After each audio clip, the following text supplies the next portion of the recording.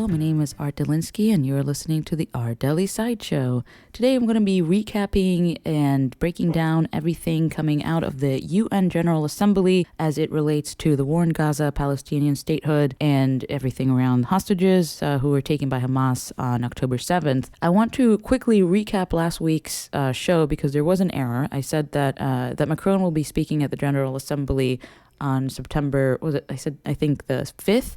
I got that date wrong. My bad. It's actually September 22nd. So possibly Macron will be giving a speech. He definitely will be giving a speech. Will he be recognizing Palestine on Monday, September 22nd? I don't know. The French recognition of Palestine is indeed conditional, and I don't think that Hamas or Israel will disarm or pull out, respectively.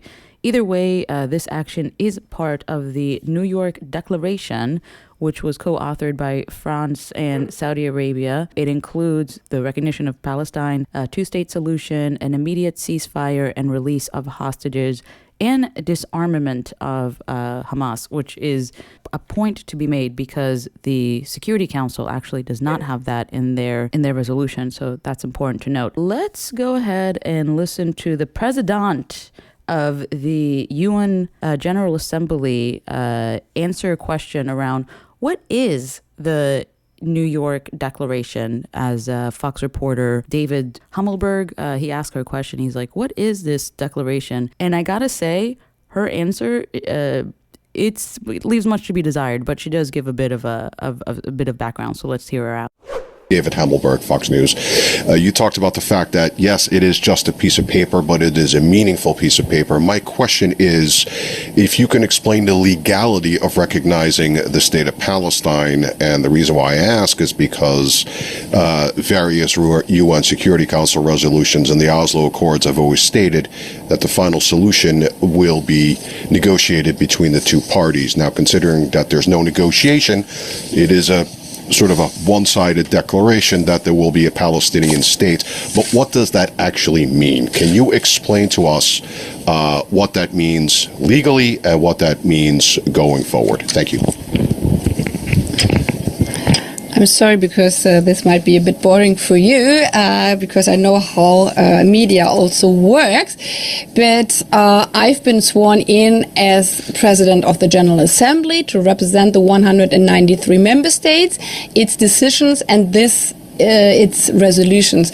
I've not been sworn in as a professor for international law, so this is up to other competent bodies. I might have personal opinions about it and also legal thoughts about it, but the question about how to define a state and the powers, there are many classes and theories about it. The UN General Assembly has been very clear on that question with regard to ending the Israeli-Palestinian conflict, that it cannot be ended peacefully by war, by occupation, by terrorism, but only by peace negotiations, as you cited also Oslo and other records, and that there is a right of the Palestinian people to self-determination and their own state. This has also been very clear. And we are for decades in this kind of situation, and this is why the resolutions underlines that for the moment the most important thing is immediate ceasefire, but it also describes all the other steps with regard to peace negotiations and also towards the establishment of the Palestinian state. So this is what this resolution represents. This is what I'm representing here. And if we can deliver on it or not, this is in the hands of the member states of the United Nations.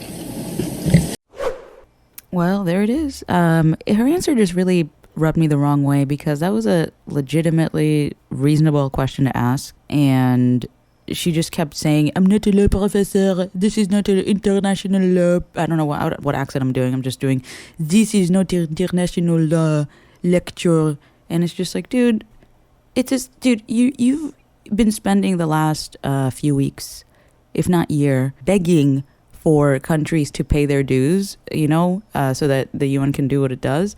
And it's a lot of sass coming from someone who's broke. You broke. you broke your organization. People don't trust your organization. You have no pull anymore. And basically this whole, convention or assembly is supposed to make people and nations and leaders and democracy have faith in the United Nations. And you can't answer a simple question when a reporter the whole presser just felt like there was a bit of animosity, and I didn't necessarily like that. I do think press is very important in holding people accountable. In my personal opinion, hostility to legitimate questions like the one that Fox News, David from Fox News asked, and some other reporters, I forgot his name, someone from Arab News also asked a totally legitimate question, and she's like, I'm not a professor. Okay, bitch. Chill out. Anyways, the New York Declaration was endorsed by the UNGA, that's the United Nations General Assembly. You can look up at the screen. 142 members voted for, 10 voted against, including Israel and the United States. No, there shouldn't be any surprises there. And 12 absentees. And like I said, you can look up on the screen to see which countries voted for and which countries voted against. It was passed on September 12th, and now the next part of this New York Declaration is for that conversation on September 22nd to happen. There are conditions to this, and we went over the conditions for recognizing Palestine through the New York Declaration last show. But we talked about how there are conditions, and for some reason Macron keeps saying unconditional recognition of Palestine, and it's just simply not true. I don't know why he keeps saying it like that. It's not true. There are conditions. We went over them, and believe me, we're going to go over 49 of them or 42 of them a little bit later on in the show. But before we go over that, I want to go over Israeli media reports that Macron won't be recognizing Palestine. I found this from I-24. So let's listen to it real quick. Tremendous pressure that is being applied on President Emmanuel Macron in recent days and hours, we should say, to go back on his declaration that he would recognize a Palestinian state without any conditions. That is set to take place at the UN General Assembly next week. And we're reporting this evening that in a phone call that President Macron held yesterday with one of the prominent Jewish leaders in his community, Macron announces, I will not recognize a Palestinian state without the release of the Israeli hostages from Gaza. If Macron does stand to his word, that is going to be a major change in the policy of the Élysée Palace after French President Macron and other French officials said they would apply this recognition without any conditions. And we also can report this evening that Israeli Prime Minister Benjamin Netanyahu held a phone call with President Macron on Sunday in an effort to change his decision. So we heard that reporting from I-24, Israeli news media. They're saying that Macron will not be recognizing a Palestinian state without a hostage release, and the scheduled speech is for Monday at 10:30 p.m. local time. I don't know if that's local New York time, local Israel time, local French time. I don't know, somewhere. Local time is what they said, which is also coinciding with the Jewish New Year. So we got to wait until Monday to figure out what's going on. But in the meantime, I really would want to debunk this whole notion that there's unconditional recognition of Palestine. So let's go ahead and look at the New York Declaration ourselves and let's just read it. It's there for the public to read, publicly available information. It is kind of long. If you want to fast forward through it, you can. The second part is going to be about the UN Security Council and their draft resolution, which was vetoed by the United States yesterday. So, say September 18th. So if you want to fast forward to that, you can. If you want to stick around and listen to me read this, then stick around. As we see, this is a New York Declaration up on the screen. Everything's going to be up on the screen. United Nations High-Level International Conference, New York Declaration on the Peaceful Settlement of the Question of Palestine and the Implementation of this two-state solution, 29th of July, 2025. Declaration by the co-chair of the conference, the French Republic and the Kingdom of Saudi Arabia. The co-chair groups, I'm not going to read all that. All right. We leaders and representatives gather at the United Nations in New York on 28 and 30 July 28th through the 30th of July 2025 at a historical critical moment of peace, security, and stability in the Middle East. I like how they're phrasing this so positively. We agree to take collective action to end the war in Gaza, to achieve a just, peaceful, and lasting settlement of the Israeli-Palestinian conflict based on the effective implementation of the two-state solutions, and to build a better future for Palestinians, Israelis, and all people of the region. I hope so. Recent developments have highlighted once again, we're in number 3, once again, and even and more than ever, the terrifying human toll and the grave implications for regional and international peace and security of the persistence of the Middle East conflict. Absent decisive measures towards two-state solution and robust international guarantees, the conflict will deepen and regional peace will remain elusive. It's an interesting way of writing. I like it. It's kind of poetic. Number 4, we reiterate our condemnation of all attacks by any party against civilians, including all acts of terrorism and indiscriminate attacks, and all attacks against civilian objects, attacks of provocation, incitement, and destruction. We recall that the taking of hostages is prohibited under international law. We reaffirm our rejection to any actions leading to territorial or demographic changes, including forced displacement of the Palestinian civilian population, which constitutes a flagrant violation of international humanitarian law. We condemn the attacks committed by Hamas against civilians on the 7th of October. We also condemn the attack by Israel against civilians in Gaza and civilian infrastructure, siege and starvation, which have resulted in devastating humanitarian catastrophe, and protection crisis.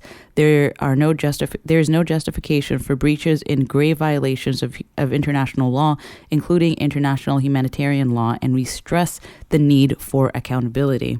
Number 5, war, occupation, terror, and forced displacement cannot deliver either peace or security. Only political solution can. The end of the Israeli-Palestinian conflict and the implementation of a two-state solution are the only way to satisfy the legitimate aspirations in coordinates with international law for both Israelis and Palestinians, and the best way to end violence in all its forms and any destabilizing role of non-state actors, put an end to terrorism and violence in all its forms, guarantee the security of both people, and the sovereignty of two states for peace, prosperity, and regional integration to prevail to the benefit of all people in the region.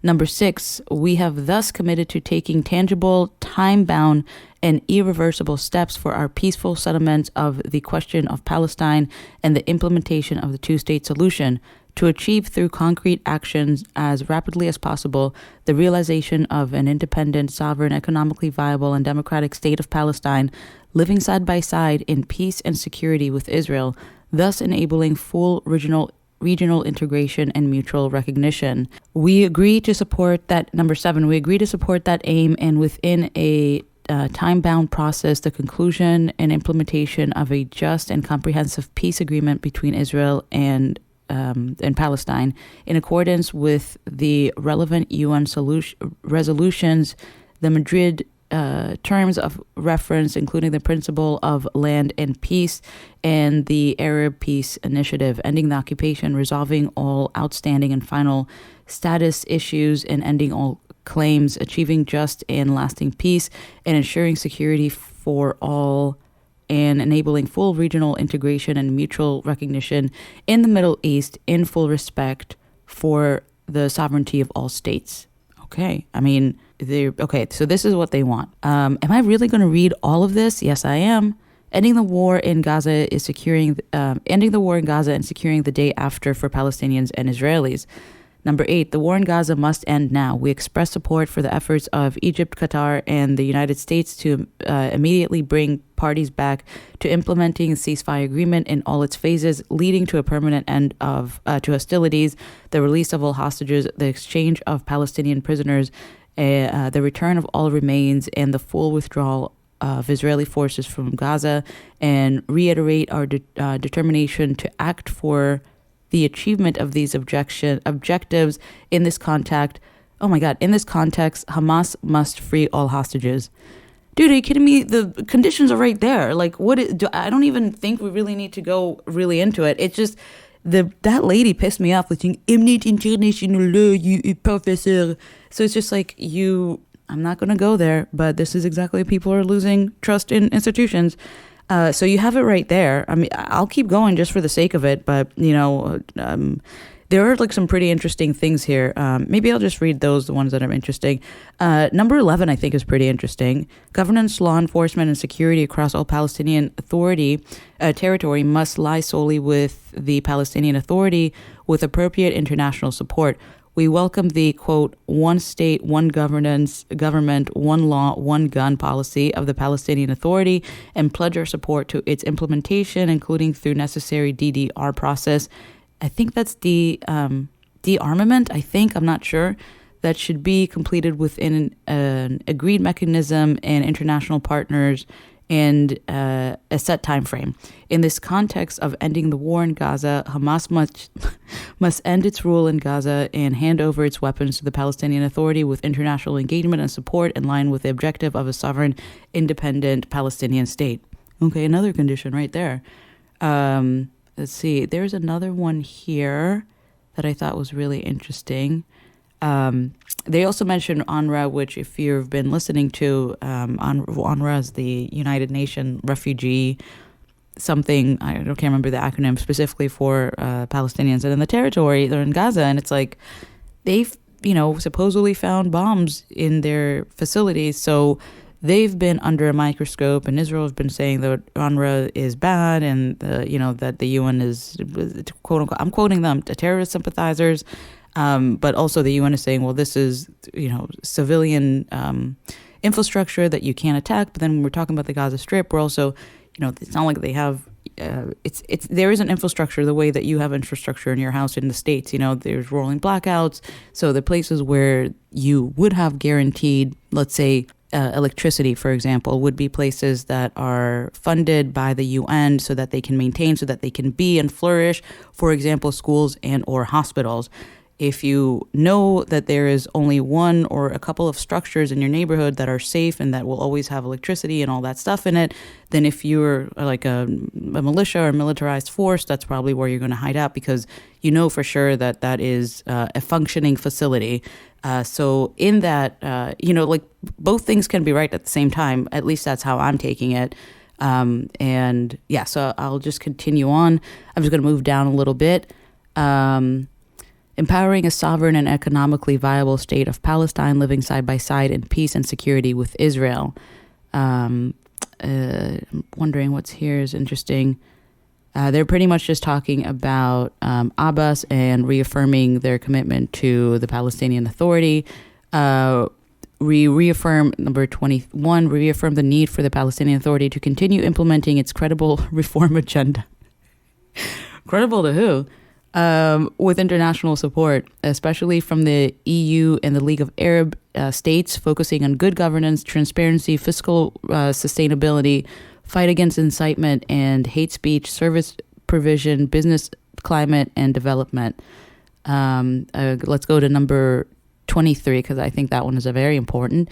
We call on the Israeli leadership to issue a clear public commitment to the two-state solution, including a sovereign and viable Palestinian state, to immediately end violence and incitement against Palestinians, to immediately halt all settlement, land grabs, and annexation activities in the occupied Palestinian territories, including East Jerusalem, publicly renounce any annexation project or settlement policy, and put an end to the settler violence, including the implementation of UNSC, that's the United Nations Security Council, Resolution 904, to enact legislation to punish and deter violent settlers and their legal actions.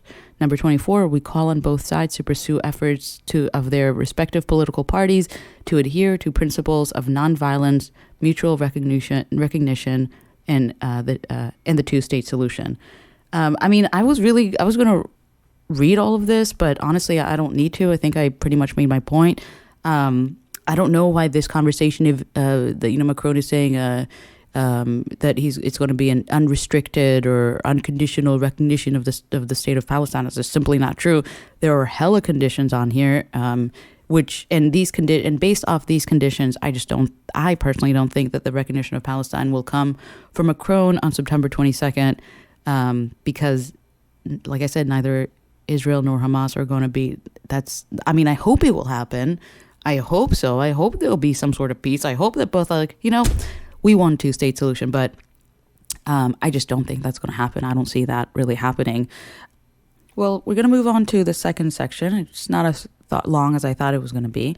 I'm going to be covering the United Nations Security Council emergency session that they held on September 18th yesterday, specifically, again, about Gaza. This was actually their 10,000th meeting about this war since October 7th, 2023.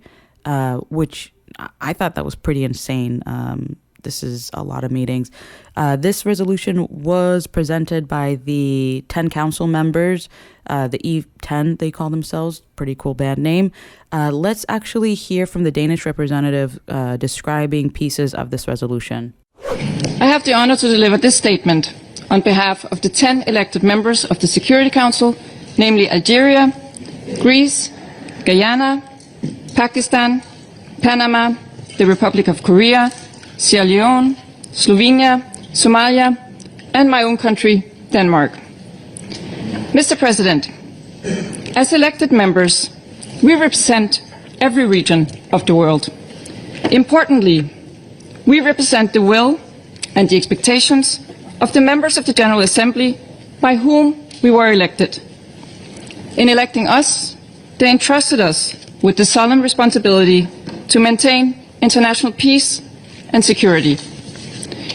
It is in this spirit and with this grave responsibility in mind that we, collectively and resolutely, present today's resolution. Mr. President, famine has been confirmed in Gaza. Not projected, not declared, confirmed. Desperate mothers are forced to boil leaves to feed their children. Fathers search the rubble for sustenance. People are killed as they try to get food to survive. A generation risks being lost not only to war, but to hunger and despair. Meanwhile, Israel has expanded its military operation in Gaza City, further deepening the suffering of civilians as a result. It is this catastrophic situation, this humanitarian and human failure, that has compelled us to act today. Mr. President, today we will take action on an important resolution. It focuses on 3 urgent and immediate demands. Demands that many member states have made time and time again. No more and no less. First, an immediate, unconditional and permanent ceasefire in Gaza respected by all parties. Second, the immediate, dignified and unconditional release of all hostages held by Hamas and other groups. And third, that the government of Israel immediately and unconditionally lifts all restrictions on the entry of humanitarian aid into Gaza and ensures its safe and unhindered distribution to the population in need of such assistance in line with international humanitarian law. Mr. President, this is the product of weeks of consultations. The sole intent of this resolution is to ease suffering and contribute to the end of this abhorrent war. So, colleagues, let this resolution send a clear message. A message that the Security Council is not turning its back on starving civilians, on the hostages, and the demand for a ceasefire. Let it say that we support humanitarian workers and health personnel struggling against impossible odds. That when a war is live-streamed around the world, daily and in graphic details, we have the decency to act. That international law matters. That humanitarian principles matter. That the principles of humanity enshrined in the UN Charter guide us. Mr. President, we, the 10 elected members of the Security Council, call on all Council members to vote in favor of this resolution and to uphold this Council's responsibility for the maintenance of international peace and security. I thank you. So that was Danish Representative Christina Marcus Lawson going over the current situation in Gaza, urging the Security Council to pass a resolution which would do three main things. Quickly, I'll go over it. Include the immediate ceasefire in Gaza for all parties, demand the immediate, dignified, and unconditional release of all the hostages held by Hamas, and 3, immediate, unconditional lifting of all humanitarian restrictions into Gaza, including unhindered distribution, lifting all restrictions of essential goods that are run by the UN and other peacekeeping operations. So I'd like to quickly just kind of go over the differences between the UNGA and the UN Security Council, which is what we're talking about now. But earlier we talked about the General Assembly. So what's the difference? Well, let's go to this webpage real quick. See, UN Security Council, the Security Council is one of the 6 main organs of the UN, alongside the General Assembly, the Secretariat, and the Economic and Social Council, and the Trusteeship Council and the International Court of Justice, IJC. The Council's primary responsibilities is for maintenance of international peace, security, and takes action through resolutions and decisions. So when we're talking about these two different entities, New York Declaration, which is a declaration, that means that a country is declaring something. So it's more of in the question of Palestine specifically, let's say, because today, it took me 2 days to create this episode. I'm sorry about that. I'm Sunday now, fast forwarding it. And just right now I heard that the UK, Australia, and Canada recognize Palestine. So what does that actually mean in the context of the declaration? Because they were part of building out the New York Declaration that we talked about earlier. So all those countries that recognize Palestine today on Sunday the 21st were part of the New York Declaration. However, this is not part of the declaration that they recognize Palestine today is not part of the Security Council. The big differences there is that if it was a resolution, a UN resolution, specifically means that there is legal binding to it, meaning that if the UN Security Council, which is who we just heard from, the Danish representative, is speaking to the UN Security Council, if they were to pass the E10 resolution, that means that all of the UN members would be legally binded to also recognize Palestine. Because the Security Council did not pass that, it was vetoed by one permanent member, which is the US. It was vetoed. That means that it did not pass. There's no legal binding for the rest of the UN to recognize Palestine. However, the countries that did recognize Palestine today on Sunday, the 21st, through the New York Declaration, there is some pull. They say, oh, it's symbolic. Like I said last episode, people live and die for symbols. One of the things that they can do now is create diplomatic channels for support, for pressuring other countries to also support. And also, just as a point of case, this declaration, the New York Declaration, was passed on September 12th. So this isn't really necessarily anything new, but it is good. It is good for progress. We're still seeing what's going on with France. I wonder if later in the day maybe they'll do some sort of recognition. But as of now, September 21st, we're still waiting on Macron to recognize or not recognize. I think we should wait and see. I think considering it took me 2 days to make this episode and a lot has changed, maybe I shouldn't have any predictions. I don't know. I could see him saying no. I can also now see him saying yes because there's pressure from other countries. What I'm thinking is, okay, this is me putting on the political, hat. What I'm thinking is that Macron is going to say no because he had, like we heard earlier in the episode, he was having conversation with Bibi and he was pressuring him, and Bibi pressuring a person sounds terrifying. Adding with that all these countries recognize Palestine today, a day before Macron was supposed to go up and recognize or not recognize, after we heard that there was some chatter about him not recognizing Palestine because of pressure from Israel. Let's see. I don't know. It sounds like maybe these three countries are like, we got to pressure Macron because he seems like he's going to pull out. So let's pressure him politically on the world stage. We'll see what happens tomorrow, because while, like I mentioned before, the UNGA, the General Assembly Declaration, doesn't force other UN members to recognize Palestine, it does allow those countries that recognize Palestine to create diplomatic ties embassies. So there is some sort of, there's something there. There's not a there there. Anyways, let's listen to the United States right before they do their veto, and then we'll listen to the Palestinian observer from Palestine reacting to the veto, and then we'll finish off with listening to the Israeli representative responding to all of it. U.S. opposition to this resolution will come as no surprise. It fails to condemn Hamas or recognize Israel's right to defend itself, and it wrongly legitimizes the false narratives benefiting Hamas, which have sadly found currency in this council. Council members ignored when the United States made clear that this resolution was unacceptable. The Council instead adopted for a performative action designed to draw a veto that extends Hamas terrorists and those who fund them and support them and gives them a lifeline. Let's recall that Hamas started this brutal conflict on October 7th, 2023, when it perpetrated the worst massacre and kidnapping of Jews since the Holocaust. To the approval of its supporters who took to the streets on October 8th to praise what Hamas had done, Hamas promises to repeat October 7th. Despite everything, Hamas has no regrets. The lives of Gaza's civilians in harm's way are mere tools in the project to destroy Israel. Hamas continues to hold 48 hostages. Those who remain alive are captive in a living hell. It has done so for 713 days. We have seen the chilling videos and images of how Hamas has starved the hostages. In this council, we have heard heart-rending testimony from freed hostages, how Hamas brutalized and sexually assaulted them during their captivity.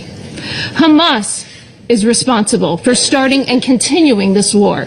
Israel has accepted proposed terms that would end the war, but Hamas continues to reject them. This war could end today if Hamas freed the hostages and laid down its arms. This resolution has other serious defects beyond just failing to condemn Hamas. First, the United States has stressed since this conflict began that Israel has the right to defend itself. This resolution seeks an immediate, unconditional, and permanent ceasefire that would leave Hamas in a position to carry out future October 7th attacks, as it has threatened to do so many times.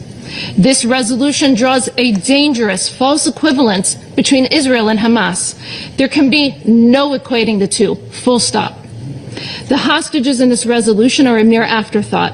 The United States will never accept this. President Trump will never accept this. He has made clear all 48 hostages must be released now. That was the U.S. representative giving their tidbit before they went ahead and vetoed this resolution. As a reminder, Trump did use the word, I believe it was, quote, real starvation when referring to Gaza a couple of months ago. So her statements don't really bode with what the president himself said, but nevertheless, that was her statements. Then she went ahead and vetoed. So we're going to hear from both the Palestinian representative, or observer, I should say, and then the Israeli representative afterwards. Mr. President, violence is an impasse. Ceasefire saves lives, Palestinians and Israelis, and hostages and prisoners.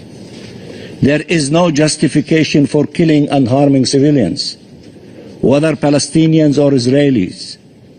Calling for such violence to end can suffer no conditions, no delays, no excuses. One should not see only partially the suffering of a group of people and completely ignore to acknowledge the mountains of suffering of the Palestinian people. It is the right thing to do. It is the only thing to do. There is no right for Israel to massacre Palestinians. There is no right for Israel to commit genocide. There is no right for Israel to commit ethnic cleansing.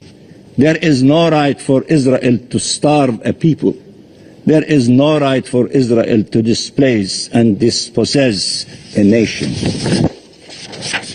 Israel's impunity is fueling its folly, shielding it is allowing it to persist on a horrific path that will never lead to peace or security or integration. No matter how many tens of thousands and hundreds of thousands of soldiers, they cannot erase from the face of earth a nation, the Palestinian nation, nor will they be able to succeed in eradicating tens of thousands, millions of Palestinians. We are here to stay, and there is no power on earth that will negate our existence. So for those who are living in denial and drunk with their ecstasy and victories, wake up. The only road is the road to peace. The only road is the road of the two-state solution, to live next to each other and peace and security. We are committed to that. The whole world is committed to that. There is only one party, led with group of fanatic leaders who are refusing to accept that, and they are trying in a futile exercise to eradicate the existence of the Palestinian people and their national rights, including their right to self-determination, statehood, and the right of the refugees. That was the observer from Palestine giving his statement after the veto from the United States, looking directly into the eye of the Israeli representative at the really tense moment in the session. We're going to wrap up and listen to the Israeli response to this, and thank you so much for tuning in up to this point. Mr. President, some in this council treat these sessions as theater, as a show. For Israel, it's not theater. It is our daily reality. Just hours ago, 2 Israelis were murdered at the Allenby crossing on the Israel-Jordan border, when a truck marked for humanitarian aid was turned into a weapon of terror. This is the reality we face. Words spoken here as performance can have deadly consequences on the ground. First, we would like to thank the United States for showing leadership and moral conviction by vetoing this biased resolution. Members of the Council, how did this draft resolution come before us? It began as Algeria's one-sided text. The United States engaged in good faith, seeking to add balance, to acknowledge truth, moral clarity, peace and security. Algeria refused. For weeks, Algeria has run the show, not to seek compromise, but to stall, dragging talks until the stage lights of high-level week were upon us. Great timing. Not to strengthen consensus, but to strip away balance. Step by step, line by line, it worked to weaken the truth. So ask yourselves, why did you yield to Algeria's radical demands, yet refuse to preserve the simple of facts? Let me remind you what Algeria would not allow you to include in this draft resolution. One, that all acts of terrorism are criminal and unjust. That Hamas is a terrorist organization. That Hamas's terrorist attack on October 7th must be condemned. That Hamas must disarm and leave the Gaza Strip. Why were these lines deleted? The answer is simple. Algeria cares more for the show than the truth. More about the credit than making real progress. Too many here are prepared to follow its lead. What we see here is not diplomacy, it is theater. For Algeria, the substance never mattered. Only the performance, the timing, the process, the applause. Not the people of Gaza. Not their suffering. If you truly care for the people of Gaza, you would condemn Hamas. You would include it in the resolution. Instead, you protect Hamas, reading from their script and casting them in the leading role on the stage you have built in this council. I know many of you as serious diplomats, yet by endorsing a draft resolution that dares to imply Israel is starving the people of Gaza, you echo the propaganda of Hamas. Ask yourselves, is that truly a choice you are prepared to defend? Is that the part you wish to play, reciting their script rather than speaking the truth? Facts are facts. The crossings are open. Humanitarian aid is moving into Gaza through 4 active entry points. Yesterday alone, on Wednesday, September 17th, 226 aid trucks entered Gaza and 550 Gazans were evacuated for life-saving medical treatment.